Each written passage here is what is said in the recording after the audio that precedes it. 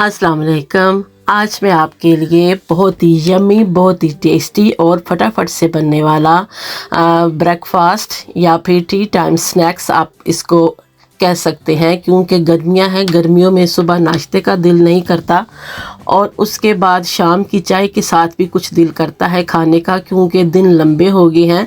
तो ऐसे में ये रेसिपी आपके लिए बहुत बेस्ट है। अगर आपने मेरी इस वीडियो को देखना है तो मेरे YouTube चैनल सादा मज़ेदार खाने पे जाएं, इसको एंजॉय करें।